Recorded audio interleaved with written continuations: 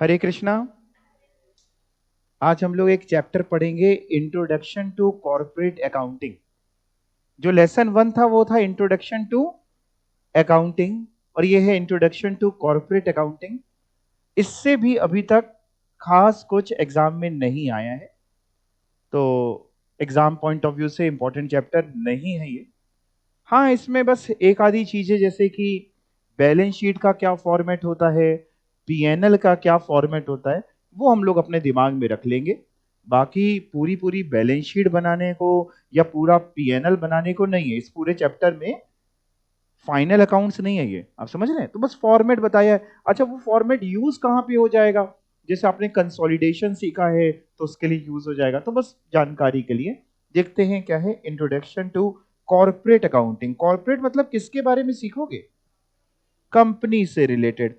अच्छा, जैसे कंपनी के ऊपर अगर हम बात करते हैं तो कंपनीज एक्ट 2013 लगता है।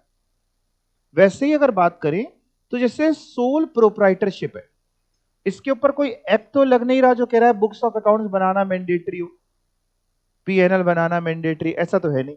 सेम पार्टनरशिप के ऊपर पार्टनरशिप एक्ट तो लगता है, बट पार्टनरशिप एक्ट 1932 ये तो नहीं कहता है कि आपको बुक्स बनानी पड़ेंगी। तो कंपनीज के ऊपर तो ये लाइबिलिटी है कि आपको बुक्स बनानी पड़ेंगी। उन्हीं के बारे में हम लोग पढ़ रहे हैं, पढ़िएगा। There is no legal obligation for sole proprietorship and a partnership firm to prepare final account. कह रहा है इनके ऊपर, प्रोप्राइटरशिप के ऊपर, फर्म के ऊपर कोई लीगल ऑब्लिगेशन नहीं होता, लेकिन कंपनीज की स्टैचुटरी ऑब्लिगेशन है to keep proper books of account and prepare करे अपने final accounts every year. P N L, balance sheet वगैरह हर साल बनाए in the manner as prescribed in companies act. That means format भी कंपनीज एक्ट में प्रिस्क्राइब्ड है। आप अपने मन से कोई फॉर्मेट यूज नहीं कर सकते। तो अगर बात करें कंपनीज की तो सेक्शन 128 गवर्न करता है बुक्स ऑफ अकाउंट को, to be kept by company as per which every company shall prepare and keep क्या at its registered office। ये सब वैसे आपने शायद कंपनी लॉ वगैरह में, अभी ये वाला कंपनी, हाँ तो उसमें, लेकिन अगर जैसे ही आप कंपनी लॉ पढ़ेंगे, ये सब सेक्शन पढ़ेंगे, तो ये सब वहां बहुत डिटेल में कवर्ड है। तो रजिस्टर्ड ऑफिस में रखना है books of account and other relevant books and papers and financial statement for every financial year which give true and fair view of the state of affairs of the company including branch है तो branch office के भी records रखिए और उनका भी transaction का explain करिए। और किस बेसिस पे बनानी होगी?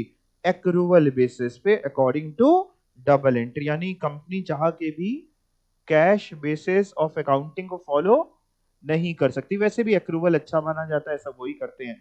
तो यानी अगर बोल्ड लेटर्स को देखते हैं, रजिस्टर्ड ऑफिस में रखना है, ब्रांचेस का भी रखना है, एक्रूवल बेसिस पे रखना है, डबल एंट्री सिस्टम पे क्या रखना है? रिकॉर्ड्स। ठीक है, कितने साल सर रखने होंगे आपको? मैनर, और उसके बाद कितने साल, आइए देखें। Books of account and other relevant books and paper maintain करें इलेक्ट्रॉनिक मोड में। आजकल सभी लोग इलेक्ट्रॉनिक मोड में बनाते हैं, सॉफ्टवेयर यूज कर सकते हैं।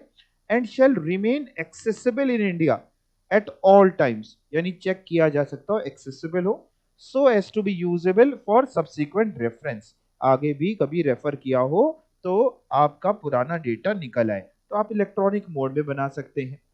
They shall use only such accounting software which has a feature of recording audit trail of each and every transaction। ये क्या है? ऑडिट ट्रेल क्या होता है? देखिए, आपने अकाउंटिंग सॉफ्टवेयर्स के नाम सुने होंगे। आज की तारीख में मार्केट में अनगिनत अकाउंटिंग सॉफ्टवेयर्स अवेलेबल हैं, जिसमें कोई एक आधा नाम आपने बहुत कॉमन शायद सुन रखा हो। कोई सा सुना है? कोई सा सॉफ्टवेयर? टैली, है ना? तो एक टैली है, ऐसे बहुत सारे हैं, बिजी है, जीनियस है, बहुत सारे ऐसे अकाउंटिंग सॉफ्टवेयर मार्केट में अवेलेबल हैं। आप अपने हिसाब से भी कस्टमाइज करा सकते हैं, बना सकते हैं। अब ये ऑडिट ट्रेल क्या है और ये कॉन्सेप्ट बाद में डाला गया, क्यों डाला गया, इसका कारण क्या है? मैं आपको प्रैक्टिकली समझाने की कोशिश करता हूं। मान लीजिए एक कंपनी है, उस कंपनी में कोई भी काम करती है, मे बी गुड्स प्रोवाइड करती है, मे बी सर्विसेज देती, और साल जब खत्म हुआ तब उसने देखा कि यार हमारे तो अच्छे खासे प्रॉफिट्स आ रहे। मान लो एक एक्स प्राइवेट लिमिटेड है, जब ईयर खत्म हुआ अप्रैल टू मार्च, तो पता चला यार कि प्रॉफिट्स की फिगर तो काफी सारी है, और प्रॉफिट्स अगर ज्यादा है तो टैक्सेस भी ज्यादा देने पड़ेंगे। तो पहले लोग करते क्या थे, समझिएगा, मैं आपको ये अंदर की बात बता रहा हूँ, किसी को बताता नहीं। पहले जैसे मान लो एक कंपनी है ना, एक्स प्राइवेट लिमिटेड, इसके साल खत्म हो गया मार्च में, देखा गया 31 मार्च के बाद कि भैया इनके तो प्रॉफिट आ रहे हैं 5 करोड़ का। अब ओनर कह रहा है भैया 5 करोड़ बहुत प्रॉफिट आ रहा है, टैक्स देते देते हम परेशान हो जाएंगे। कमाया है इसने, बट टैक्स देने से आनाकानी कर रहा है। तो वो अपने अकाउंटेंट से, है ना, या सीए से अगर वो भी मिला है तो उसे कहता है सर कुछ करिए ना, प्रॉफिट्स कम करिए। आप एक काम करिए सर, बैक डेट्स में जाकर के कुछ खर्चों की एंट्री डाल दीजिए, बोगस खर्चों की। बोगस समझते हैं, हुए नहीं, एक्चुअल में वो खर्चा नहीं था, बट जाके आपने कोई खर्चों की एंट्री, कुछ स्टाफ और दिखा दिया, उनकी सैलरी दिखा दी हमने कैश में दी, कोई ऑफिस एक्सपेंसेस और बढ़ा दिए, कुछ भी इस तरीके के खर्चे आपने जगह जगह डाल के हर महीने में थोड़े थोड़े अलग अलग डेट्स पे डाल के दिखा दिए। उससे क्या हुआ, मान लो आपने 2 करोड़ के खर्चे दिखा दिए, अब आपके प्रॉफिट कितने हो गए, 3 करोड़। और पहले क्या था, जैसे जो भी सॉफ्टवेयर यूज करते थे हम लोग, उसमें ये पकड़ में नहीं आता था कि ये एंट्री किस दिन डाली गई बैठ के। मतलब मान लो मार्च खत्म हो गया है, हम बात करते हैं जैसे फॉर एग्जांपल फाइनेंशियल ईयर 24-25, 24-25 खत्म हो गया और हम बैठे हैं अप्रैल 2025 में। हमने देखा यार 24-25 प्रॉफिट आ रहा है 5 करोड़, तो हमने क्या किया, हमने पुरानी डेट से बैक डेट पे, लेट से अप्रैल 2024 की डेट पे एक एंट्री पास कर दी खर्चों की, कि किसी को हमने सैलरी दी, wages to cash. Entry cast करना तो आप सबको आता ही है। हमने खर्चे दिखा दिए, ऐसे ही मई में दिखा दिए, ऐसे ही जून में दिखा दिए, जुलाई में दिखा दिए, हर महीने 2-2 3-3 अलग अलग डेट्स पे हमने अपने हिसाब से खर्चों की एंट्री और बढ़ा ली, ताकि खर्चे ज्यादा हो जाएंगे तो प्रॉफिट्स अपने आप कम हो जाएंगे। और हो क्या रहा था, ये एंट्रीज करी जा रही थी यहां पे,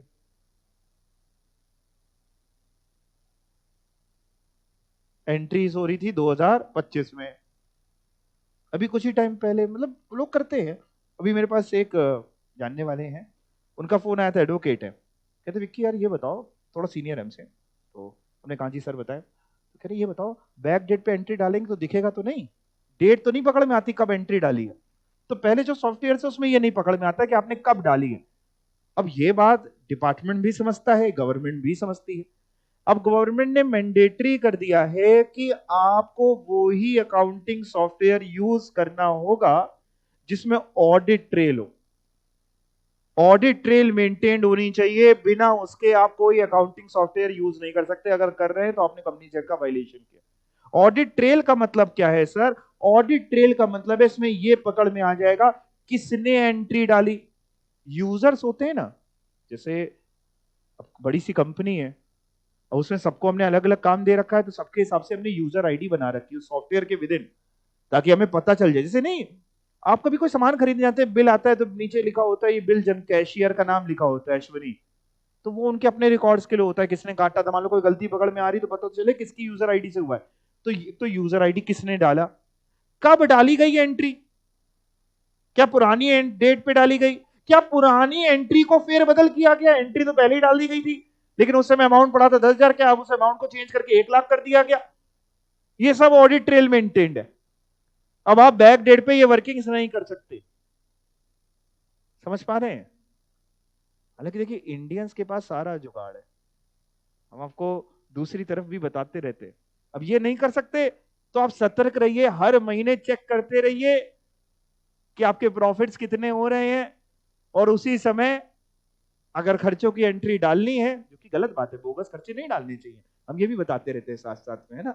हाँ, लेकिन अगर आप डालनी है तो उसी समय डाल लीजिए। आप अब ये नहीं होगा कि साल के आखिरी में बैठ करके पूरा काम एक साथ हो रहा भैया, 5 करोड़ कोई प्रॉफिट को कर दिया गया 50 लाख, अब ये नहीं हो सकता। तो पहले ही साथ में प्रोएक्टिव काम करिए, देखते रहिए क्या हो रहा है क्या नहीं हो रहा है। बैक डेट पे एंट्रीज नहीं होने वाली, क्योंकि होंगी तो पकड़ ली जाएंगी। सबसे पहले वही क्वेश्चनेबल है, वो करनी नहीं। हम समझ पा रहे हैं? तो कह रही गवर्नमेंट कह रही है कि साहब केवल वो ही अकाउंटिंग सॉफ्टवेयर यूज करने हैं जिसमें ऑडिट ट्रेल रिकॉर्ड हो हर एक ट्रांजेक्शन की, ईच एंड एवरी ट्रांजेक्शन की ऑडिट ट्रेल रिकॉर्ड हो। बैक डेट पे जाके अगर आपने कोई एंट्री डिलीट भी करी है तो वो भी दिखा देगा। पहले सॉफ्टवेयर इतने नहीं दिखाते थे, तो अब सभी ने, सारे सॉफ्टवेयर वालों ने अपने आप को इससे कंप्लाई कर लिया। रीजन बीइंग बिना उसके बिकेगा ही नहीं। क्लियर? समझ में आ गई आपको बात जी? खर्चे से करते तो पीछे बैक डेट में कैश की एंट्रीज पास करते, बैंक की कहां से करेंगे? बैंक तो रियल टाइम पे एंट्री हो रही है, तो बैंक की तो हम छेड़ नहीं सकते, तो पीछे जाके कैश पे खर्चों पे डालते हैं, या उधारी की एंट्री डाल देते हैं, देनदारी डाल देते हैं कि खर्चा एक्रू कर लिया, पेमेंट बाद में होगा, कैश नहीं है तो तरीके बहुत से हैं सीए के पास या किसी का। तो वो सब गवर्नमेंट भी समझ रही है। गवर्नमेंट कह रही है ऐसा गंदी बात नहीं करने का। ठीक है, हाँ तो लोग अब प्रोएक्टिव हो गए, बताया तो आपको। हम लोग प्रोएक्टिव है कि भैया ऐसा नहीं होने वाला, आप टाइम टू टाइम देखते रहिए। अच्छा एक बात बताओ, एक साल खत्म हुआ, उसकी बुक्स ऑफ अकाउंट बन गई, जनरल मीटिंग में अप्रूव भी हो गई, सब कुछ हो गया, उसके बाद क्या करोगे? वो साल के डेटा पूरा खत्म कर दोगे, डिलीट कर दोगे, बुक्स को जला के फेंक दोगे? कितने साल? ये कहां पढ़ा तुम लोगों ने? ये पढ़ चुके हो, ये सब पढ़ चुके हो जो हम पढ़ा रहे हैं?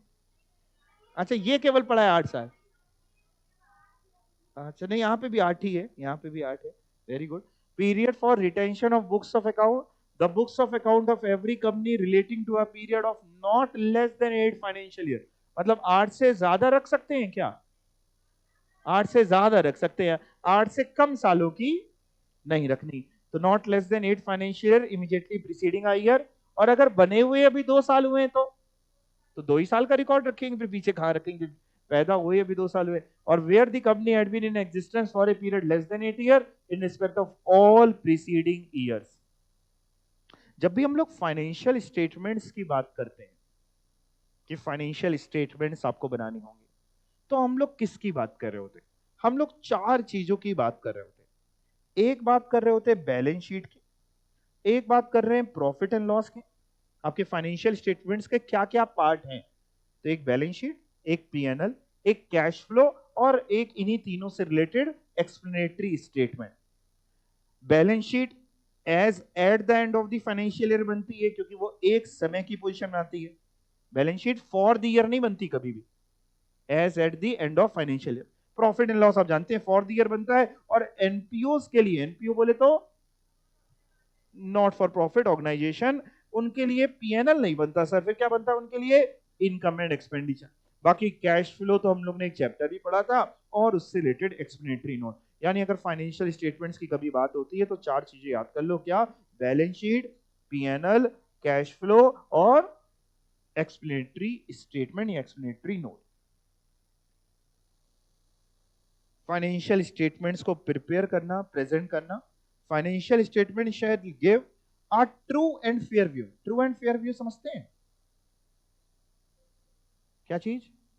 सही, ठीक है, चलो सही, of the state of affairs of a company और कंपनीज, और क्या करे साथ में? कंप्लाई करे, फॉलो करे with the AS accounting standard, जिसको नोटिफाई किया गया है सेक्शन 133 में, and shall be in the form or forms as may be provided for different class or classes of company. जो शेड्यूल 3 में दिया है उसके हिसाब से आपको बनाना पड़ेगा, और मैं इस चैप्टर में अभी फॉर्मेट भी डिस्कस करूंगा। तो यानी ट्रू एंड फेयर व्यू दे और एएस को कंप्लाई करें, और उसी मैनर में बनाए, उसी फॉर्मेट में जो शेड्यूल 3 आपसे कह रहा है।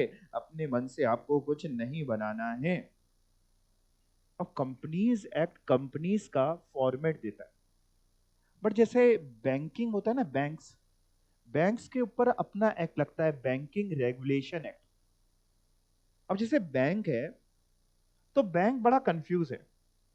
वो कह रहा है सर हम कंपनी भी हैं, मान लो एसबीआई लिमिटेड कंपनी भी है, बैंक भी है, बैंकिंग रेगुलेशन एक्ट अपना तरीका बताता है। बैंक के स्टेटमेंट्स ना बिल्कुल अलग होते हैं, बिल्कुल अलग तरीके से बनते हैं, वो ये फॉलो नहीं करते।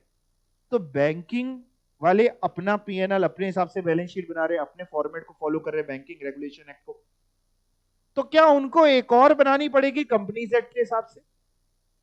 Answer is no. Companies act में लिखा है कि अगर आपके ऊपर कोई रिस्पेक्टिव एक्ट लगता है, जो आपको स्पेशल एक्ट लगता है, जो आपको गवर्न करता है, तो आप उसी के हिसाब से बनाइए। तो आमतौर पे तीन होती हैं, एक बैंकिंग, एक इंश्योरेंस, उनके ऊपर आईआरडीए, और एक तीसरा आपका इलेक्ट्रिसिटी, इलेक्ट्रिसिटी जनरेटिंग यूनिट। इन तीनों के ऊपर अपने खुद के एक्ट है, इन तीनों के अपने खुद के तरीके हैं बनाने के। तो उस एक्ट में जो तरीका दिया है आप वही फॉर्मेट फॉलो करिए। आपको कंपनीज एक्ट का शेड्यूल 3 फॉर्मेट फॉलो करने की जरूरत नहीं है। तो यही बात लिखिए, note, insurance company, banking company या कंपनी एंगेज्ड इन जनरेशन और सप्लाई ऑफ बिजली are not required to prepare financial statement. यानी इलेक्ट्रिसिटी वगैरह वालों को भी अपने इसके हिसाब से नहीं बनानी। तो क्या बनाना? Required to prepare financial statement as per their, अपने एक्ट के हिसाब से बनानी, मतलब कंपनीज एक्ट के हिसाब से नहीं बनानी।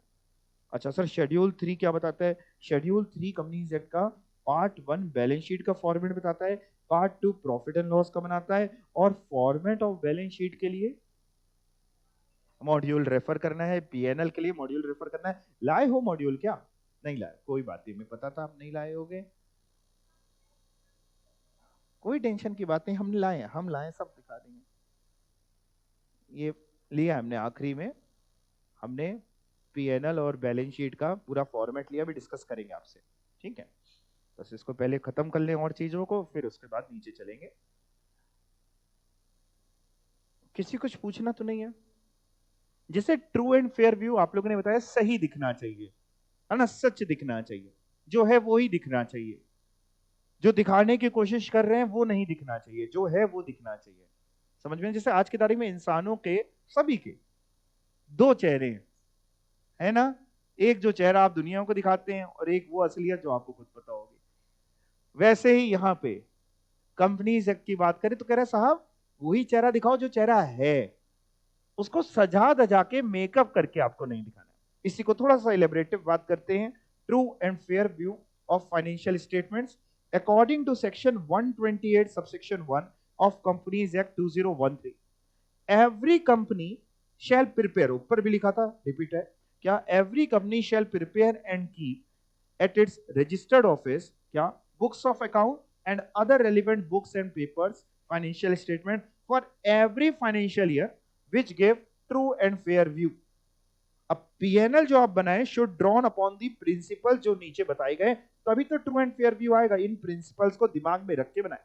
तो एक है मटेरियलिटी, आप सारे मटेरियल फैक्टर्स को, सारे इंपॉर्टेंट फैक्टर को, सारे सिग्निफिकेंट फैक्टर्स को जिनका माइंड ऑफ द रीडर पे इंपैक्ट हो सकता है, उसको सही से डिस्क्लोज करें, अलग से बताएं। आप उसको मिला करके ना बता दें। देखिए पहले भी कंपनीज एक्ट जो 1956 हुआ करता था, वो भी पीएनएल एंड बैलेंस शीट का फॉर्मेट दिया करता था कंपनीज के लिए। 2013 आया, उसने भी फॉर्मेट दिया। अंतर क्या था? लेकिन अंतर था 2013 अपने साथ जो फॉर्मेट लेके आए, जो भी आप पढ़ेंगे, वो ज्यादा डिटेल्ड था, ज्यादा इलेबरेटिव था, ज्यादा ट्रांसपेरेंट था। फॉर एग्जाम्पल जैसे हम बात करते हैं तो 2013 कहता है कि सर अगर आपने किसी से शेयर एप्लीकेशन मनी ली है जिसमें अभी शेयर अलॉट नहीं करे हैं, मैं आपको दिखाऊं, share application money pending allotment, कहता है साहब 2013 का फॉर्मेट कि आपको उसको अलग से दिखाना पड़ेगा। यहां पे एक बिल्कुल पर्टिकुलर्स में एक अलग से उसने डाला हुआ है, share application money pending allotment. मैं आपको ये क्यों बता रहा हूं? देखिए हम लोगों ने ऑडिट करते समय 1956 भी फॉलो किया है, जब 2013 आया तो उसको भी फॉलो किया, तो दोनों जमाने देखे हैं, तो आपको इसलिए अंतर बता पा रहे हैं। पहले क्या होता था आप समझने की कोशिश करिए। जैसे मान लीजिए एक कंपनी है, प्राइवेट लिमिटेड वगैरह में खास तौर पे ज्यादा देखा जाता था। अब वो कंपनी है और उस कंपनी के पास थोड़ा सा ना ब्लैक मनी है, उसको पैसों की जरूरत है, कंपनी को एक्सपेंड करना है। अब ब्लैक मनी तो लगा नहीं सकते, तो वो करती क्या थी, वो कुछ शेयर होल्डर ढूंढ लेती थी, उनको उनके खाते में कुछ कुछ पैसे जमा कर दिए, 10-10 हजार रुपए कैश जमा कर दिया कंपनी ने अपनी तरफ से, मतलब दिखाया नहीं गया बुक्स में कि हमने जमा किया। और उनसे कहती थी कि आप हमारी कंपनी में शेयर एप्लीकेशन करो, शेयर अप्लाई करो, शेयर अप्लाई करो, पेमेंट दो। वो शेयर अप्लाई करते थे, चेक से पेमेंट आता था। और हम क्या करते थे, उनको शेयर अलॉट ही नहीं करते थे, एक्चुअल में वो शेयर होल्डर ही नहीं थे, तो उनका अलॉटमेंट टालते रहते थे। बाद में जब बैलेंस शीट बननी होती थी तो वो पैसा लोग क्या करते थे, इस शेयर कैपिटल में मर्ज करके दिखा देते थे, यानी रीडर को पता ही नहीं चल पाता था। जैसे शेयर कैपिटल में तो वो आना चाहिए जितने शेयर अलॉट करे। अब मान लो हमने शेयर अलॉट कर रखे 100 लाख के, प्लस 20 लाख ऐसे रुपए ले रखे लोगों से जिसमें हमने अलॉटमेंट भी करी नहीं, हम टाल रहे हैं जानबूझ के उसको। तो यहां पे हम क्या करते थे, 120 दिखाते थे कंपनीज एक्ट 1956 में। गवर्नमेंट भी जानती थी ये सारी बातें कि साहब आप बहुत सारी चीजें छुपा ले जाते हैं। गवर्नमेंट ने एक अलग से पॉइंट डाला, share application money pending allotment अलग से दिखाओ। जैसे ये पॉइंट आया, इस तरीके कंपनी पहले किनारे हो गई, नहीं भैया पैसा ही नहीं लेना, जो कि लिखेंगे तो इसका एक्सप्लेनेशन देना पड़ेगा नीचे, क्यों अलॉटमेंट पेंडिंग है, कब से पेंडिंग है, क्या कारण है पेंडिंग का। कुछ कुछ चीजें आने की वजह से सुधर जाता है इंसान। तो ज्यादा इलेबरेटिव है, ज्यादा ट्रांसपेरेंट है, ज्यादा चीजें आपको बतानी पड़ेंगी, डिटेल्ड मैनर में आपको बताना पड़ेगा। हर एक चीज को आप छुपा नहीं सकते। बहुत से खर्चे हम लोग क्या करा करते थे, जो हमें नहीं दिखाने हैं उसको मिसलेनियस एक्सपेंडिचर में डाल दिया करते थे, जो हम जानबूझ के नहीं दिखाना चाह रहे किसी कारण से। जैसे मैंने एक ऑडिट किया था तो उसके यहाँ बहुत सारे खर्चे आ रहे थे, कुत्तों को बिस्किट खिलाए, बहुत अलग अलग महीने में, हर महीने में कुछ 2-3 लाख रुपए का ये खर्चा था, बड़ी एंटिटी थी। अकाउंटेंट से, देखिए हम लोगों के अंदर कला होती है, हम लोग जान पहचान बना लेते हैं, सीए के अंदर कला होती है, वो सब निकलवा लेता है खुद ही। तो अकाउंटेंट के साथ बढ़िया जान पहचान थी। मैंने कहा ये क्या है भाई शर्मा जी, ये क्या है। कहते हैं अरे क्या बताएं, ये हमने रिश्वत दी थी, अब क्या डाले इसमें। 100% को किसी डिपार्टमेंट में वो महीने का बंधा हुआ है कि इतनी रिश्वत दो नहीं तो तुम्हारा माल रोक देंगे, अलग अलग मामला चलता है। तो क्या कुत्तों को बिस्किट खिलाए, हमने कुत्तों को बिस्कुट डालो, उसमें मिसलेनियस एक्सपेंडिचर डालो पहले तो ना, कुत्ते बिस्कुट। लेकिन अब साहब जो मटेरियल खर्चे हैं आप उनको ऐसे नहीं शो कर सकते, आपको उसका जस्टिफिकेशन देना पड़ेगा, कहाँ गया कहाँ नहीं गया, उसके भी तरीके अलग अलग हैं। तो कंपनीज एक्ट 2013 ज्यादा इलेबरेटिव है, ज्यादा डिटेल्ड बात करने वाला है। तो एक सबसे पहला ट्रू एंड फेयर व्यू में कह रहा है सर, जब भी आप पीएनएल बैलेंस शीट्स बनाएं तो एक तो मटेरियलिटी अपने दिमाग में रखें कि मटेरियल चीज है, मटेरियल हम उनको बोलते हैं जिससे सामने वाले का डिसीजन चेंज हो जाए। जैसे मान लो एक बच्चा एग्जाम देने गया, सीएस का एग्जाम देके घर आया, है ना, आमतौर पे पेरेंट्स पूछते हैं पेपर कैसा हुआ, ये एक जनरल सा क्वेश्चन है। तो उससे पूछा गया बेटा पेपर कैसा हुआ, उसने बोला मम्मी क्या बताएं, आज तो पेपर बिल्कुल बहुत बढ़िया था, सब कुछ आता था, और अब मम्मी आप मानो 2.5 घंटे में पूरा पेपर खत्म कर दिया, 95 मार्क्स तो कहीं नहीं गए। भूमिन का वाह बेटा क्या बात है। उसने कहा लेकिन मम्मी आखिरी में क्या हुआ, हम पानी पी रहे थे, पानी का पूरा गिलास उसमें चला गया, पूरी शीट कच्चर हो गई, खत्म, सारी इंक फैल गई। अब बताओ ये बताना मटेरियल था कि नहीं था ना। तो मटेरियल वो जिससे सामने वाले का हाँ डिसीजन इन्फ्लुएंस हो सकता है, वो चीजें होती हैं मटेरियल। ठीक है, जैसे मान लो एक बार क्या हुआ, एक पुराना दोस्त एक दोस्त से मिला बहुत सा टाइम बाद, उसने पूछा कैसे हो, सब बढ़िया, कह रहा बढ़िया, और तुम्हारा छोटा भाई कैसा है। उसने कहा वो तो जेल में है। कह रहे जेल में क्यों है, कह रहा कुछ नहीं, ताला खोल रहा था जेल में। देखो ताला खोल रहा था जेल में, कह रहा शटर का ताला खोल रहा था जेल में। तो शटर का ताला खोलना कोई जुर्म है, उसने ये नहीं बताया किसी और की शटर का ताला खोल रहा था रात में। समझ रहे हैं बात को, ये मटेरियल चीज है। तो मटेरियलिटी एक तो होनी चाहिए। दूसरा प्रायर पीरियड आइटम्स। देखिए होता क्या है, जैसे जिस साल के अकाउंट्स आपने अडॉप्ट कर लिए एजीएम में अप्रूव हो गए, सब कुछ हो गया, उन साल के अकाउंट्स को आप दोबारा ओपन नहीं कर सकते। कहने का तात्पर्य यह है, मान लीजिए पिछले साल सारी चीजें हो गई थी, अकाउंट्स वगैरह बन गए, ऑडिट हो गया, सब कुछ हो गया, और करंट ईयर में पता चला कि पिछले साल 1 लाख रुपए की सेल रह गई है एंट्री होना, सेल रिकॉर्ड होना ही रह गई है, सेल रिकॉर्ड होना रह गई, परचेज रिकॉर्ड होना रह गया, कोई और खर्चा रिकॉर्ड होना रह गया। तो क्या हम इसके लिए पुरानी बुक्स को दोबारा रीओपन करें, फिर से पूरा सही करें, फिर से ऑडिट करें, फिर से शेयर होल्डर से अप्रूव कराएं? नहीं जी, जो हो गया उसको हम दोबारा ओपन नहीं करते, हम उसको दिखाएंगे करेंट ईयर में दिखाएंगे। बट करेंट ईयर में हम ये सामने वाले को बताएंगे सर कि ये इस साल की सेल नहीं है सर, ये पिछले साल की, तो हम उसको अलग हेड में लेके जाएंगे under the head prior period item, कि वो इस बार का आइटम, इस बार का इनकम या खर्चा भी हो सकता था, इस बार का नहीं है सर, पिछली बार का है जो छूट गया था इसलिए इस बार रिकॉर्ड किया, that is prior period item. समझ पा रहे हैं बात को? The rule in India is that once accounts are adopted at AGM they can not be reopen. If any error is discovered, it can be corrected only in the accounts of the subsequent period. यहां तक कोई doubt है अगर आपके दिमाग में? नहीं? पक्का? ओके। बात करते हैं तीसरा, एक्स्ट्रा ऑर्डिनरी आइटम। देखिए, आपका जिस चीज का बिजनेस है, उस चीज से जो इनकम हुई है, उस चीज की वजह से जो एक्सपेंस हुआ है, वो तो आपका मेन बिजनेस का ऑपरेशन का पार्ट है। लेकिन मान लीजिए किसी को इस बार व्यापार में कोई अनएक्सपेक्टेड गेन हो गया या कोई अनएक्सपेक्टेड लॉस हो गया। जैसे फॉर एग्जांपल, आपने बिजनेस के नाम से एक लॉटरी टिकट परचेज करी और वो लॉटरी की टिकट आप जीत गए, 6 करोड़ रुपए जीत गए। क्या आप उसको सेल में दिखा देंगे? पीएनएल में दिखाएंगे, बट आपको अलग से दिखाना पड़ेगा, लोगों को बताना पड़ेगा कि ये एक्स्ट्राऑर्डिनरी आइटम है, ये हर साल नहीं होने वाला। या मान लो इस बार अर्थक्वेक आ गया, या कुछ भी ऐसा कारण, आग लग गई थी, कुछ भी ऐसा कारण जिसकी वजह से लॉस हुआ, वो आपको अलग दिखाना पड़ेगा। या आपने अपना फिक्स्ड एसेट बेचा, फिक्स्ड एसेट के बेचने में जो प्रॉफिट या लॉस हुआ उसको आप मेन प्रॉफिट एंड लॉस में दिखाओगे, तो बट अलग हेड में, अलग से हेडिंग, सामने वाले को पता चले कि अच्छा इसमें से इतना इसकी वजह से। वो होता है extra ordinary item. If expenses और income that do not arise in the ordinary course and are material, यानी ऑर्डिनरी कोर्स में तो नहीं हुए और मटेरियल है। मटेरियल बोले तो अब मान लो फिक्स्ड एसेट बेचा, 100 रुपए का प्रॉफिट हुआ, 10 करोड़ का टर्नओवर है हमारा, हम दिखा रहे हैं अलग से पीएनएल में profit on sale of fixed asset 100 रुपए, बाकी टोटल रेवेन्यू हमारा 10 करोड़ का। बोलो साहब, मटेरियल नहीं, उसको अलग से दिखाने की जरूरत नहीं है।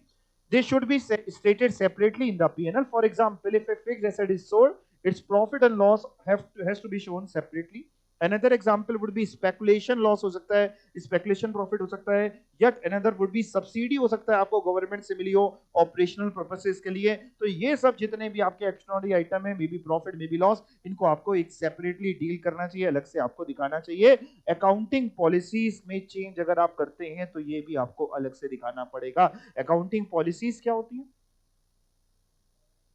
जो भी अकाउंटिंग प्रोसीजर्स, अकाउंटिंग मेथड्स आप फॉलो कर रहे हैं, year two year same follow करिए।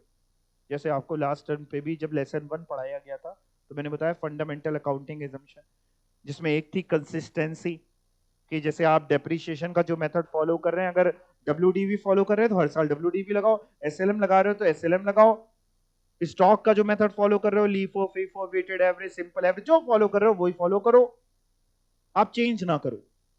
लेकिन अगर किसी लॉ की रिक्वायरमेंट है चेंज करना तो आप चेंज करना पड़ेगा।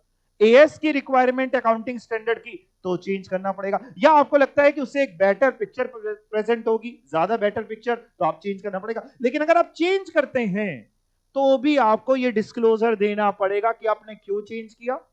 इससे आपके पास के प्रॉफिट्स एंड फ्यूचर के प्रॉफिट्स में एंड प्रेजेंट के प्रॉफिट्स में क्या इंपैक्ट पड़ेगा, कि अगर सर हम पुराना ही मेथड लगाते डेप्रिसिएशन का तो इतना डेप्रिसिएशन होता, इतना प्रॉफिट होता, नया मेथड लगाया इसलिए इतना डेप्रिसिएशन हुआ, इसलिए इतना प्रॉफिट हुआ, आपको यह भी बताना पड़ेगा, तभी वो कंपेरेबल रहेगा। नहीं तो इस साल का डेटा और पिछले साल की फाइनेंशियल स्टेटमेंट कंपेरेबल नहीं होंगी। If there is any change in accounting policy, से method of valuation of inventory में चेंज हुआ या डेप्रिसिएशन के मेथड में चेंज किया, there has to be a disclosure. Disclosure समझते हो ना, बताना पड़ेगा about the effect of change and impact on PNL resulting from such a change. यानी डिस्क्लोजर, एक तो हमने चेंज किया उसका कारण भी, इसके अलावा उसका इंपैक्ट भी आपको बताना पड़ेगा। कोई डाउट है या कुछ दिमाग में आ रहा हो तो पूछ सकते नहीं। अब सवाल था कि शेड्यूल 3 का पार्ट 1 बैलेंस शीट का फॉर्मेट बताता है और पार्ट 2 पीएनएल का फॉर्मेट बताता है। तो आइए देखते हैं बैलेंस शीट का फॉर्मेट, थोड़ा सा दिल और दिमाग में इसको बैठाने की कोशिश करते हैं। चलिए देखते हैं क्या। Part 1, form of balance sheet, financial statement for a company whose financial statement are required to comply with the company's accounting standard rules 2006। ठीक है, नेम ऑफ द कंपनी आएगा, बैलेंस शीट एज एट आएगा।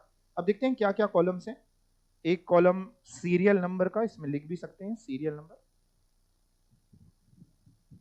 एक particulars, एक note number है, एक figures eight the end of current reporting period, जिस साल का डेटा आप, जिस साल की फाइनेंशियल स्टेटमेंट आप बना रहे हैं, और एक कंपेयर करने के लिए जस्ट करस्पॉन्डिंग पीरियड का प्रीवियस रिपोर्टिंग पीरियड का। मतलब जैसे अगर आप बना रहे बैलेंस शीट एज एट 31 मार्च 2025, तो एक रहेगी फिगर 31 मार्च 25 की, और दूसरी कौन सी रहेगी? हाँ, क्यों ये दूसरा क्यों दे रहे हैं? ताकि इंसान कंपेयर करता है, जिसमें है क्या क्या, इक्विटी एंड लाइबिलिटीज। यानी अब लाइबिलिटीज नाम नहीं होता, केवल क्या नाम होता है? Equity and liabilities. और एसेट का नाम, एसेट का नाम बेटा वही है एसेट्स। तो पहले इक्विटी एंड लाइबिलिटीज के अंदर देखते हैं क्या क्या चीजें हैं। अगर ब्रॉडली देखें तो आपको दिखाई देंगी 4 चीजें। क्या क्या? शेयर होल्डर फंड्स, पहले ब्रॉड हेडिंग याद करते हैं फिर अंदर का, ये कंटेंट आप दिमाग में बैठा लीजिए, लर्न कर लीजिए तो बेटर रहेगा। Share holder fund, share application money pending allotment, non current liability and at the last current liability. क्या क्या 4 हो गए? मेरे साथ बोलो। शेयर होल्डर फंड्स, दूसरा share application money pending allotment, तीसरा नॉन करेंट लाइबिलिटी, और चौथा इसका अपोजिट करेंट लाइबिलिटी। क्लियर? अब इसके अंदर क्या क्या है? शेयर होल्डर फंड्स के अंदर आप दिखाते हैं शेयर कैपिटल। कौन सी? इक्विटी शेयर कैपिटल की प्रेफरेंस शेयर कैपिटल, दोनों। और जो भी होगा उसका नोट बनेगा बाद में। मतलब जैसे अगर आपने नोट नंबरिंग कर रहे हैं तो लेट्स से इसका नोट नंबर 1 है, तो बाद में नोट नंबर 1 बनेगा जिसमें आप बताएंगे कि इक्विटी शेयर कैपिटल में कितने शेयर थे, कितने रुपए वाले, प्रेफरेंस में कितने थे, कितने रुपए वाले, या सिर्फ इक्विटी था तो वो बताएंगे, जो भी होगा। रिजर्व एंड सरप्लस, अगेन इसका नोट बनता है। जो भी आप नंबरिंग, ऐसा नहीं किसी 1 2 करनी है। जैसे आपने पहले पीएनएल बनाया तो हो सकता है 1 से नंबरिंग वहां शुरू हो रही हो, वहां पे खत्म हो रही है 13 तक की नंबरिंग, तो यहाँ 14 से शुरू हो जाएगी। समझ रहे हैं? ओके। तो रिजर्व एंड सरप्लस में आपको बताइए सारी चीजें आपकी आ जाती है, general reserve, profit and loss account, security premium, CRR, मतलब हर तरीके का कैपिटल रिजर्व जो भी रिजर्व सरप्लस है वो आप यहां दिखाएंगे। इवन अगर नेगेटिव बैलेंस भी है तो भी यही दिखाया जाता है नेगेटिव की तरह, माइनस की तरह। आप उसको बैलेंस शीट की एसेट साइड में नहीं दिखा सकते। यानी जो पहले का फॉर्मेट था, या सोल प्रोप्राइटरशिप की बात कर ले, या पार्टनरशिप फॉर्म जिनके ऊपर कोई फॉर्मेट ही लागू नहीं होता, तो उसमें हम लोग क्या करते हैं, पीएनएल का डेबिट बैलेंस है तो एसेट साइड में दिखा देते हैं। बट अगर आप डेबिट बैलेंस है तो आपको दिखाना यही पड़ेगा, भले ही आप नेगेटिव बन जाए, नेगेटिव फिगर दिखाएं बाहर, लेकिन आपको दिखाना पड़ेगा। अच्छा, एक चीज और, जैसे पहले ना जब आपने बचपन में बनाया होगा तो ट्रेडिंग बनता था, पीएनएल बनता था। कंपनीज वगैरह में सिर्फ पीएनएल बनता है, ट्रेडिंग बनता ही नहीं। ट्रेडिंग काउंट का कोई कॉन्सेप्ट नहीं बचा है, ठीक है। मतलब सोल प्रोप्राइटरशिप में, पार्टनरशिप फर्म में अभी भी बना लेते हैं, सकते हैं, उसमें कोई दिक्कत नहीं, बट कंपनीज के लिए वही है। अभी नीचे पीएनएल भी दिखाऊंगा। तो शेयर कैपिटल हो गई, रिजर्व एंड सरप्लस हो गया, money received against share warrants हैं, तो ये है शेयर होल्डर फंड के अंदर 3 चीजें। क्या क्या याद करिए? Share capital, reserve and surplus, money received against share warrant. फिर उसके बाद तो सर जो सेकंड वाली है वो अपने आप में खुद ही एडिंग है, उसके अंदर कुछ नहीं है। क्या sir? Share application money pending allotment, कारण भी हमने आपको बताने की कोशिश करी। फिर नॉन करेंट लायबिलिटी के अंदर कह रहे हैं सर 4 चीजें आएंगी। क्या बेटा? लॉन्ग टर्म बोरोइंग आएगा, डीटीएल आएगा मतलब डेफर्ड टैक्स लायबिलिटी आएगा, उसके अलावा और कोई अगर लॉन्ग टर्म लायबिलिटी बच गई, अदर लॉन्ग टर्म लायबिलिटी, और लॉन्ग टर्म प्रोविजंस। याद करते हैं, सबसे पहले तो याद करते हैं long term borrowings, deferred tax liability, other long term liabilities और लॉन्ग टर्म प्रोविजंस। सर जैसे लॉन्ग टर्म बोरोइंग्स में क्या क्या आता है? जैसे डिबेंचर्स वगैरह है ना, वो सब इसी में आते हैं, लॉन्ग टर्म बोरोइंग्स। सर ये डीटीएल क्या होता है? ये डीटीएल और एसेट साइड में आपको मिलेगा डीटीए। कहां गया एसेट साइड? ये नहीं भी जानेंगे तो नैया पार हो जाएगी, मेरे करिकुलम में नहीं है, ठीक है, और जान लेंगे तो भी नैया पार हो जाएगी। मतलब ये बेसिकली क्या है, एक एएस है, एएस का नाम सुना है आपने? हाँ, अकाउंटिंग स्टैंडर्ड। एक एएस है, एएस 22, है ना, वो डेफर्ड टैक्स एसेट या डेफर्ड टैक्स लायबिलिटी बनाता है, टाइमिंग डिफरेंस और बहुत कुछ, मतलब वो अपने आप में एएस बहुत बड़ा है, मतलब आपके करिकुलम में नहीं, आप टेंशन ना लो, वो एएस ही है 5-7 टन का। जैसे एक छोटा सा आपको समझा देते हैं इसका मतलब, अगर आप समझ पाए तो। मान लीजिए आपने कोई मशीन खरीदी है, सिर्फ आपकी जानकारी के लिए, लिखने की जरूरत नहीं, कहीं नहीं पूछेगा। आपने कोई मशीन परचेज करी, अब आपने उसके ऊपर डेप्रीशिएशन लगाया। अब आप जो डेप्रीशिएशन लगाएंगे, जो कंपनीज एक्ट में पीएनएल में दिखाएंगे, वो एज पर कंपनीज एक्ट लगाएंगे। तो डेप्रीशिएशन आपने जो लगाया एज पर कंपनीज एक्ट लगाया, मान लो उस पर डेप्रीशिएशन आया, लेट्स से कितना मान लेते हैं, मान लेते हैं 10 लाख का। हमने अपने मन से फिगर से अज्यूम करी, कितने की भी मशीन खरीदी, उस पर हमने कंपनीज एक्ट के हिसाब से डेप्रीशिएशन का रेट देखा, डेप्रीशिएशन कैलकुलेट किया, मान लो 10 लाख का आया। फिर जब इनकम टैक्स पे होता है ना, इनकम टैक्स सब समझते हैं, इनकम टैक्स में जो डेप्रीशिएशन लगता है उसका तरीका इनकम टैक्स एक्ट में लिखा है। वहां पे एक सेक्शन होता है, सेक्शन 32 इनकम टैक्स एक्ट 1961 का, वो डेप्रीशिएशन का तरीका बताता है निकालने का इनकम टैक्स एक्ट में। तो हमने जब इनकम टैक्स निकाला, डेप्रीशिएशन, इनकम टैक्स में डेप्रीशिएशन निकाला as per income tax act, तो लेट्स से 8 लाख का आया। अब हुआ क्या, हम जो पीएनएल बनाएंगे, जो कंपनीज एक्ट में दिखाएंगे, उसमें तो हम डेप्रीशिएशन दिखाएंगे 10 लाख का, क्योंकि कंपनीज एक्ट के हिसाब से डेप्रीशिएशन कितना आ रहा है, 10 लाख का। और जब हमने खर्चे माइनस करे तो मेरा प्रॉफिट आ रहा था, ये मतलब 10 लाख, ये भी और भी जो खर्चे थे माइनस करके मेरा प्रॉफिट आ रहा था लेट्स से 100 लाख का, 1 करोड़ का। बट जब इनकम टैक्स के हिसाब से हम दोबारा प्रॉफिट निकालेंगे तो 8 ही लाख का डेप्रीशिएशन माइनस होगा। तो इनकम टैक्स के हिसाब से जो हम प्रॉफिट जिस पे टैक्स पे कर रहे हैं वो 102 पे कर रहे हैं, क्योंकि इनकम टैक्स में डेप्रीशिएशन कम अलाउ हो रहा है। समझ पा रहे हैं आप थोड़ी बहुत बातें, नहीं तो इसको स्किप कर सकते हैं। समझ पा रहे हैं? तो 102 का पे हो रहा है। अब 102 पे हम टैक्स पे करेंगे, जाहिर सी बात है 2 लाख पे as compare to companies act 2 lakh के प्रॉफिट्स पे ज्यादा टैक्स पे कर रहे होंगे, क्योंकि कंपनीज एक्ट के हिसाब से तो 100 लाख का प्रॉफिट था, पर इनकम टैक्स पे था भैया हम तो अपना मानेंगे, हमें उससे क्या मतलब, हमारे हिसाब से तो 102 का प्रॉफिट है। अब होगा क्या, मान लो हमने ये मशीन खरीदी थी लेट्स से 50 लाख की। अब भले ही कंपनीज एक्ट में 10-10 करके लगे डेप्रीशिएशन, लगेगा तो टोटल 50, इनकम टैक्स में 8-8 करके लगेगा तो टोटल 50। समझ पा रहे हैं मेरी बात? अब होगा क्या, आने वाले सालों में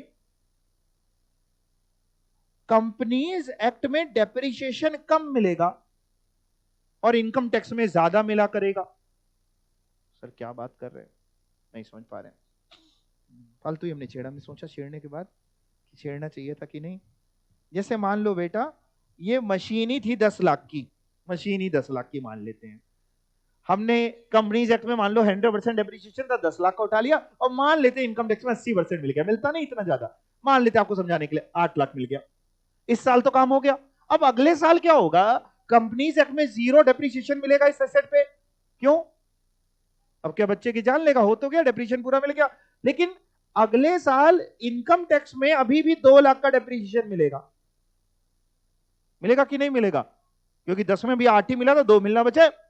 यानी अगले साल क्या होगा, नेक्स्ट ईयर, इस साल के प्रॉफिट्स तो हो गए, अगले साल क्या होगा, इनकम टैक्स के प्रॉफिट्स कम आ रहे होंगे क्योंकि डेप्रीशिएशन मिला है 2 लाख का, कंपनीज एक्ट के प्रॉफिट ज्यादा आ रहे होंगे, यानी अगले साल हमें टैक्स कम देना पड़ेगा। क्यों? क्योंकि हमने पिछले साल टैक्स ज्यादा दे दिया था, तो ज्यादा दे के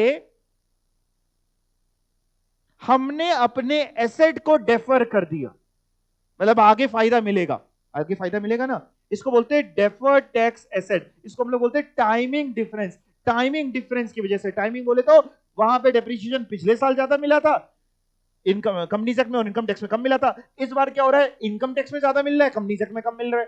तो बिकॉज ऑफ टाइमिंग डिफरेंस जो टैक्स की लायबिलिटी में डिफरेंस आता है दैट इज डीटीए और डीटीएल। तो इस केस में डीटीए पैदा हुआ। डीटीएल कब पैदा होता है, जब उल्टा केस होता।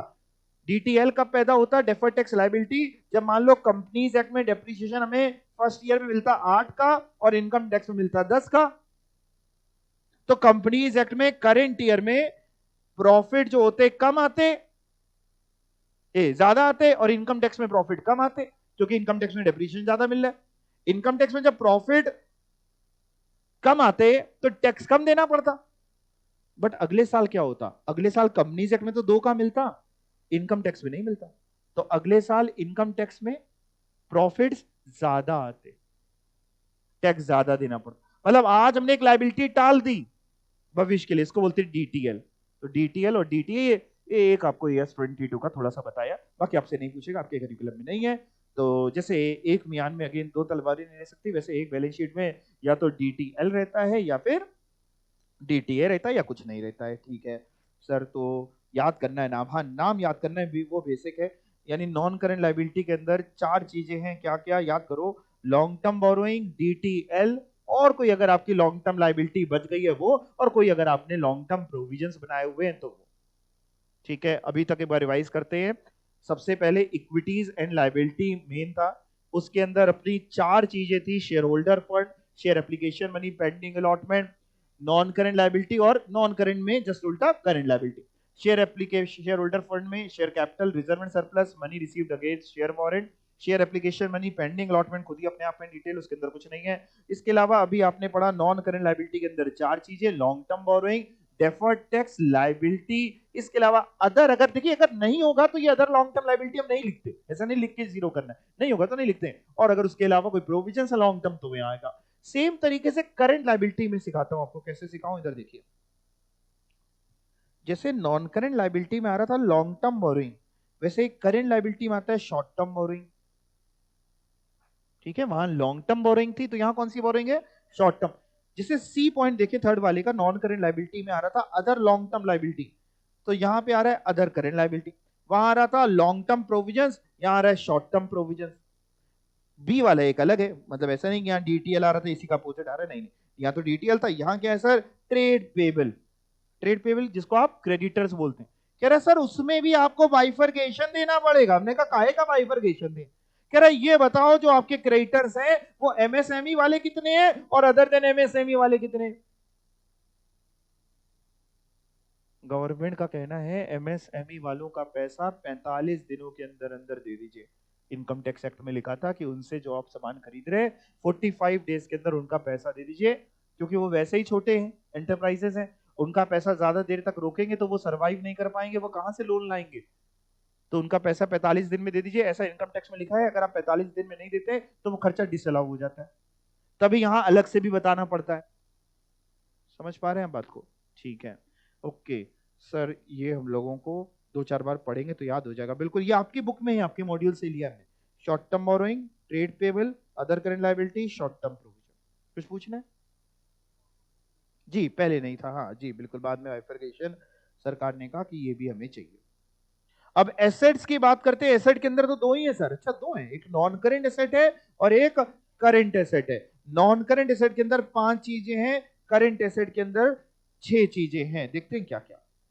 नॉन करेंट एसेट, पहला नॉन करेंट एसेट के अंदर ए। अब ए के ए है, देखो एक समझ पा रहे हो कैसे पढ़ने जा रहे हैं। एक ए है, फिर बी है, सी है, डी है, ए है, बी है, सी है, डी है, ई है। और किसके अंदर पढ़ रहे हो ये आप, नॉन करेंट एसेट के अंदर पढ़ रहे हो। ए के अंदर अगेन 4 चीजें, ए क्या है, PPE and intangible asset. PPE का फुल फॉर्म आपको दिख ही रहा है, फुल फॉर्म में लिखा है प्रॉपर्टी प्लांट एंड इक्विपमेंट। तो जिसको जैसे आप फिक्स्ड एसेट बोलते थे ना, अब उसको हम लोग पीपीई बोलते हैं, property plant and equipment and intangible asset. जिसके अंदर एक तो वही आपको बताना पड़ेगा प्रॉपर्टी प्लांट एंड इक्विपमेंट कितने की है, एक बताना पड़ेगा इंटेंजिबल एसेट कितने की है, फिर 2 और काय के बचते हैं। अगर कोई फिक्स्ड एसेट आप बनवा रहे हैं, डेवलप करा रहे हो और अभी डेवलप नहीं हुआ है, तो जब तक रेडी टू यूज नहीं हुआ है तो डेप्रिसिएशन मिल नहीं रहा होगा। तो आपको लेकिन दिखाना तो पड़ेगा, खर्चा तो हो गया, तो अगर कोई कैपिटल डब्ल्यूआईपी यानी कोई फिक्स्ड एसेट कतार में है, बन रहा है, तो अभी तक उस पर जितना खर्चा हो चुका है वो कैपिटल डब्ल्यूआईपी में आता है। जब बन के तैयार हो जाएगा तो वो खर्चा यहां की जगह यहां आने लगता है, पीपीई में दिखने लगता है। ऐसे ही कोई इंटेंजिबल एसेट अंडर डेवलपमेंट है तो वो अलग से दिखाएंगे। जब वो अगर रेडी हो जाएगा और वाकई इंटेंजिबल एसेट तक आप अचीव हो जाएगा तो फिर वो यहां आ जाएगा। तो PPE, intangible asset, capital WIP. WIP तो आप जानते हैं, कानपुर में रहते हैं, इससे जगह जगह सड़कें खुद ही पड़ी हैं। नहीं, पहले गैस वाले खोद देते हैं, फिर मेट्रो वाले खोद देते हैं, फिर बिजली वाले कहते हैं हमें खोदना बचा है। एक ही बार में नहीं सब लोग लाइन डाल दें, सब अलग अलग के अब हम खोदेंगे। तुम बना दो पहले एक बार, अब हम खोदेंगे। खोद डाला पूरा कानपुर। अब मेट्रो वाले कह रहे अब हम खोदेंगे। हाँ, ऊपर चल रहे, नीचे से मेट्रो चल रही, डर लगता कहीं ऐसा ना हो बैठ जाए। हाँ है, हाँ उतने पैसों से बनाया नहीं, सही बात है। एक बार में अगर खोद दे तो कितने रिसोर्सेस कम यूज। अच्छा, उसके बाद क्या होता है, गड्ढा होता है तो थोड़े दिन गड्ढा गड्ढा पड़ा रहता है। फिर जब होता है कि अच्छा गड्ढा बहुत दिनों तक है, लोगों के मुंह में धूल नहीं जा रही, तो एक ट्रैक्टर लाएंगे, एक ट्रॉली लाएंगे और मिट्टी पलट देंगे वहां पे कि तुम लोग बिना फेशियल के, हम लोग पलट रहे हो, मुल्तानी मिट्टी पाकिस्तान चले जाओ, वहां से पलट दो। उसके बाद फिर अच्छा और हो गया, फिर कच्ची सड़क बनाएंगे, फिर जब बाद अच्छा पक्की बनानी पड़ेगी। एक बार में नहीं, काम खत्म करे, खत्म पूरा। खैर, तो आइए, ये समझ में आपको आ गया। अच्छा, नॉन करेंट इन्वेस्टमेंट, ये आपने और भी जगह पे देखी थी, इन्वेस्टमेंट वगैरह जैसे नहीं, हम लोग वो चैप्टर कर रहे थे बाई बैक ऑफ शेयर का, वहां पे बैलेंस शीट दी होती थी कि इन्वेस्टमेंट बेच रहा है, तो वो नॉन करेंट इन्वेस्टमेंट। डीटी अभी समझा, लॉन्ग टर्म लोन एडवांस किसी को दे रखा होगा तो आएगा, किसी से ले रखा होगा तो आएगा। एसेट साइड है, किसी को दे रखा होगा, और कोई नॉन करेंट एसेट है तो वो आएगा। यानी कैसे याद करें, तो ब्रॉडली पहले अगर याद कर ले एबीसीडी, तो एक ए में हो गया पीपीई और इंटेंजिबल, बी में हो गया नॉन करेंट इन्वेस्टमेंट, सी आपका डीटीए है, डी आपका long term advance loan advance है, और ई आपका अदर नॉन करेंट एसेट जो आपके बन जाएंगे। करंट एसेट्स की बात कर लेते हैं, जिसमें current investment, inventory, trade receivable, cash, cash equivalent, short term loan advances, other current asset. तो वैसा ही है, जैसे उधर था अदर नॉन करंट एसेट, वहां यहाँ पे है अदर करंट एसेट। वहां था लॉन्ग टर्म लोन एडवांसेस, यहाँ शॉर्ट टर्म लोन एडवांसेस। वहां था नॉन करंट इन्वेस्टमेंट, यहाँ करंट इन्वेस्टमेंट। बाकी सब कुछ थोड़ी ना कॉपी पेस्ट होगा। ठीक है, क्लियर? तो ये आप 2 4 10 बार घर पे पढ़ेंगे, आपके दिमाग में हो जाएगा। एक दो बार लिख के देख लेना, तो उसका फायदा कहाँ मिलेगा, जब आप कंसोलिडेशन वगैरह क्वेश्चन करेंगे तो आपको पता है कौन चीज कहाँ पे दिखानी। वैसे तो वहीं से फॉर्मेट हो भी जाएगा। पीएनएल की बात कर लेते हैं। पीएनएल का फॉर्मेट पार्ट 2 बताता है शेड्यूल 3 का। Form of statement of PNL, name of the company and profit and loss for the year ended, जो भी है रुपीज इन, जो भी आप लिख रहे हैं लैक्स करोड़, वो आप बता देंगे। पर्टिकुलर्स, नोट नंबर, ये थोड़ा सा इनसे ना शिफ्टिंग हो गई, इंस्टीट्यूट से गलत छपा है। ये पर्टिकुलर्स ये है, नोट नंबर का एक कॉलम रह गया बनाना, तो यहाँ छोटा सा, जैसे ऊपर नहीं नोट नंबर होता है, नोट नंबर बन जाएगा। करंट पीरियड की रिपोर्टिंग, प्रीवियस पीरियड की, और ये सीरियल नंबर। ठीक है, जिसमें revenue from operation, revenue from operation मतलब जिस चीज का मेन काम है आपका वो दिखाएंगे। कोई और इनकम आपकी हुई है जो साइड से है, जो मेन बिजनेस से नहीं है, उसको अलग से आप यहाँ पे एलिब्रेट करेंगे। फॉर एग्जांपल, आपने एफडी करा रखी, उससे ब्याज मिला है, तो उसको रेवेन्यू फ्रॉम ऑपरेशन ना दिखा करके अदर इनकम में आप दिखाएंगे। फिर टोटल हो जाएगा 1 और 2 का, इनकम साइड हो गई। जैसे बचपन में जब आप ट्रेडिंग बनाते थे, बाई सेल, ये बनाया होगा आपने 12th में है, 12th में बनाया था आपने। ठीक है, टोटल इनकम आ गई। उसके बाद एक्सपेंसेस की तरफ मूव ऑन कर जाते हैं। एक्सपेंसेस में कॉस्ट ऑफ मटेरियल कंज्यूम्ड आ जाएंगी, purchase of stock in trade, ये अगली लाइन में छपना चाहिए था, इंस्टीट्यूट से गलती हुई है, यानी दो अलग अलग बातें, ये एक है ये दूसरी। तो cost of material consumed, purchase of stock in trade, changes in inventory of finished goods, WIP stock in trade. जैसे जब आप ट्रेडिंग बनाते थे, देसी फॉर्मेट, देसी वाला बनाया कि वो बनाया नहीं कभी बनाया, तो उसमें इधर आता था to opening stock, by side में क्लोजिंग स्टॉक। यहाँ पे क्या आता है, दोनों का डिफरेंस आता है, ओपनिंग और क्लोजिंग का डिफरेंस, उसी को बोलते हैं हम चेंज इन इन्वेंट्री। जैसे वहां पे हम लोग दिखाते थे ना सैलरी, वेजेस, ये वो, यहाँ पे उसके नाम जो है उसमें फर्क आ चुका है, उसको हम लोग दिखाते हैं ईबीई, एम्प्लॉई बेनिफिट एक्सपेंस। इसके अंदर जो भी आपने एम्प्लॉयज को दिया है, चाहे वो सैलरी दी हो, चाहे वो वेजेस दी हो, चाहे वो और कोई परक्यूजेट्स हैं या कुछ भी है, इसका आप एक नोट बनाएंगे और उस वहां पे एलेबरेट करके आप दिखाएंगे। यहाँ पे आपको on the face of PNL, ये जो आप पढ़ रहे हैं ये ऑन दी फेस है पीएनएल का, उसमें आपको ईबी दिखानी पड़ेगी। अगर आपने बैंक से लोन ले रखा है तो आप पहले ब्याज दिखाते थे, उसका नाम हो चुका है फाइनेंस कॉस्ट। क्या नाम हो चुका है? फाइनेंस कराया, उसके लिए जो हमने ब्याज वगैरह पे किया। डेप्रिसिएशन को डेप्रिसिएशन एंड अमोर्टाइजेशन, और बचे हुए खर्चे खर्चे अदर एक्सपेंसेस। बस इतना ही बहुत है आपके लिए। आप जब इसको इसमें से माइनस करेंगे तो आपका प्रॉफिट आ जाएगा, है ना। अब उसमें अगर आप देखना चाहें तो है तो बहुत कुछ। जो प्रॉफिट आया वो before exceptional and extraordinary item आया, फिर एक्सेप्शनल आइटम का ट्रीटमेंट कर दिया तो प्रॉफिट आया बिफोर एक्स्ट्राऑर्डिनरी, एक्स्ट्राऑर्डिनरी का कर दिया तो पीबीटी आ गया, फिर टैक्स हटा दिया तो आपका प्रॉफिट आफ्टर टैक्स आ गया। कहाँ पहुंच गए? प्रॉफिट और लॉस फॉर दी पीरियड आ गया। फिर उसमें ईपीएस निकाल लिया, अर्निंग पर शेयर आपको बताइए। ठीक है, बस आपको मतलब ये डिट्टो याद नहीं करना कि परेशान ना होना, ये क्या है कंटिन्यूइंग ऑपरेशन, ये क्या है डिसकंटिन्यूइंग ऑपरेशन। मतलब कंटिन्यू हो सकता है इस बार आपने कोई व्यापार बंद कर दिया हो तो उसके प्रॉफिट्स अलग दिखाएंगे, और जो व्यापार चल रहा है उसका प्रॉफिट अलग दिखाएंगे। तो ये टेंशन नहीं लेने का, आपको केवल कितना याद करने का है, आप ऐसे याद करो, revenue from operation, other income, total income आ गई, एक्सपेंस माइनस करे उसको आप बोलो profit before tax, tax minus किया प्रॉफिट आफ्टर टैक्स, खत्म। क्लियर? पक्का? अब आप जाकर के आज घर पे दो काम कर लेंगे। एक बैलेंस शीट का फॉर्मेट वहां से पढ़ करके एक दो बार अपनी कॉपी में बुक बंद करके लिख लिख करके देख लेंगे कि बैठ गया दिमाग में कि नहीं, और एक दो बार पीएनएल का, बस इतना काम कर लेंगे, बाकी जो पढ़ा है वो रिवाइज कर लेंगे। ठीक है, चलिए, थैंक यू सो मच।